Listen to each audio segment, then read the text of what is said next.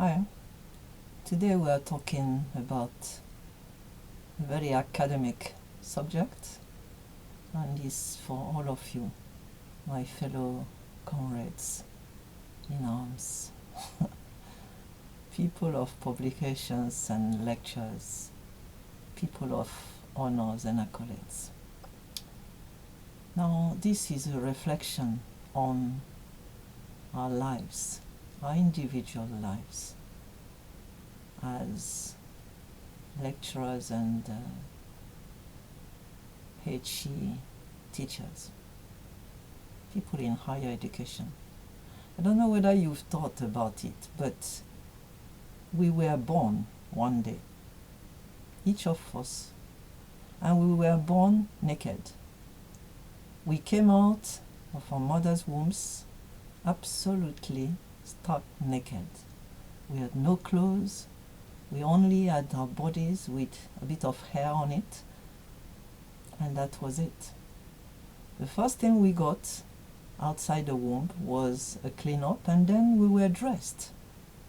Our mothers lovingly prepared, clothes to put us into. And we were looking gorgeous. Everybody was saying, wow, ow, yeah. Tiny babies.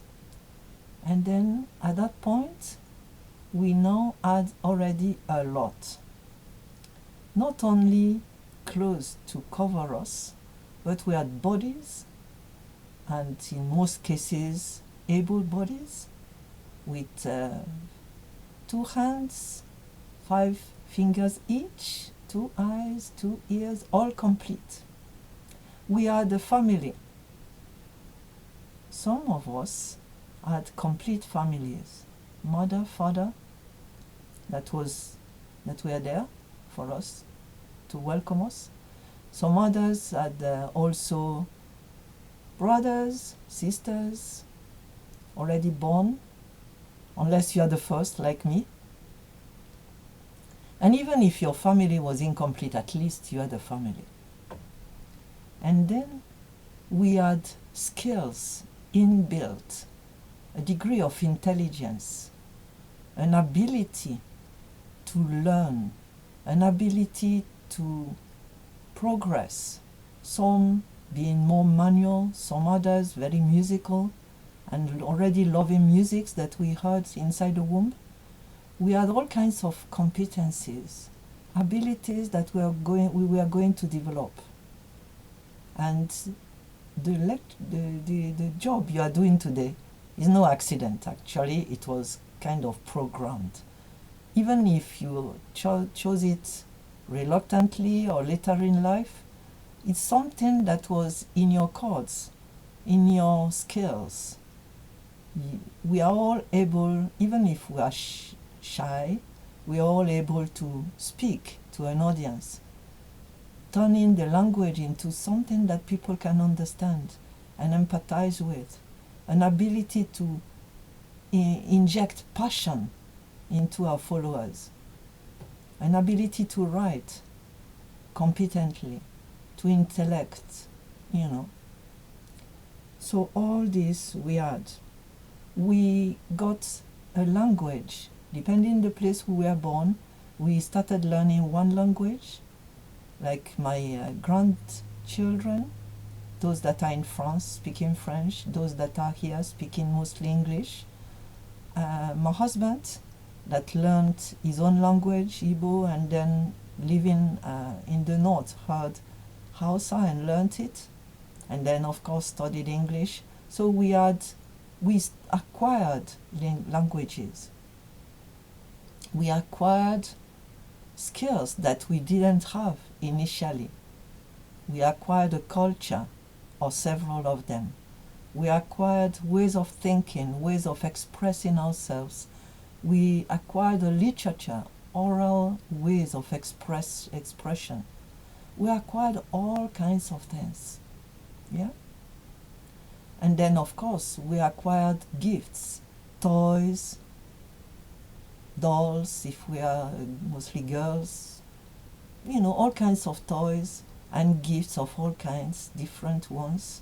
that were given to us, we acquired and shared in our parents' assets.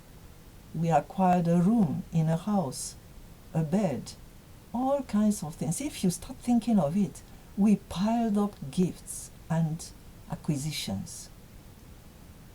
And then we went to school and learned new stuff: history, geography, languages, so many things, mathematics, sciences. And then we started having diplomas and certificates. Depending the place we were, we got the end of secondary school certificates and diplomas. Then many of us that are now in HE went to university. We acquired a first degree, maybe a second, a third. I got a degree in classics, French, Latin, and Greek. Then I went on to take a first degree in English, language and literature. Then I went to do a master's degree in French literature. Then I went to a PhD in oral folktales, French. Then I did a postdoctoral diplomas, that is habilitation, that is the equivalent of giving you the professorship. And then I continued, like you know, many of you, I'm sure you have even more. We have all teaching qualifications. And then we started writing and building a CV. And some of us have a long CV, you know, pages and pages of publications. And at a point, some die. Those that are not dead continue. And they write and write and write and write and accumulate publications. And they accumulate accolades, honors. People call them, bow, you know, before them, especially in Africa, on the African continents. Students used to run when they saw my car arriving at the faculty, and they opened the door before I could do it, took my suitcase, and then took it to the room, to my office. I had a lot of respect as a university professor in Nigeria. Even though I didn't get anything like that when I came to the UK, but still, nobody could remove my diplomas and certificates, you know, and degrees.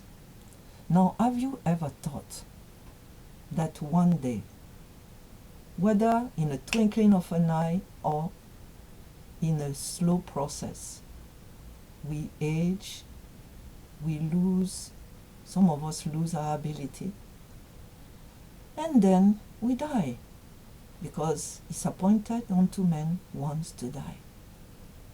And that's it.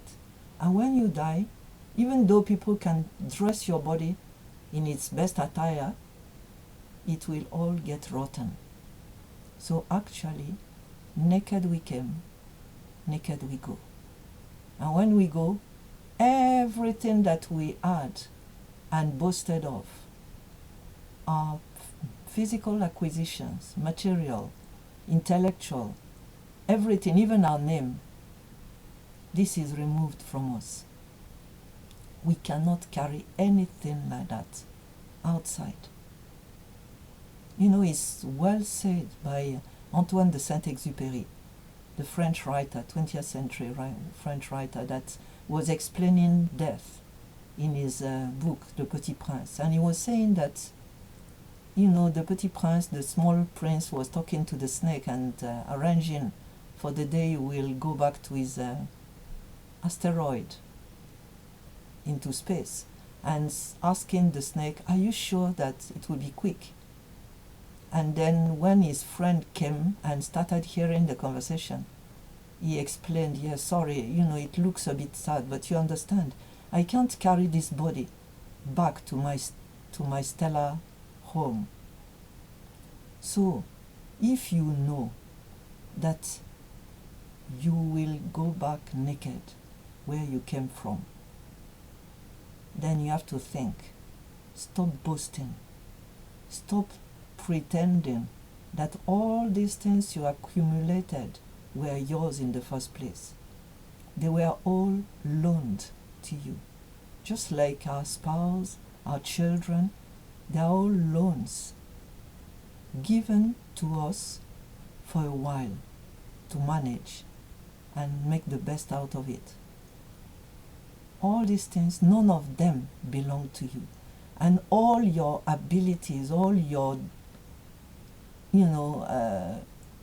titles, prof or doc, and so on, they are just like decorations attached for a while, like those on good soldiers to reward. But actually, we have to give back to who it belongs.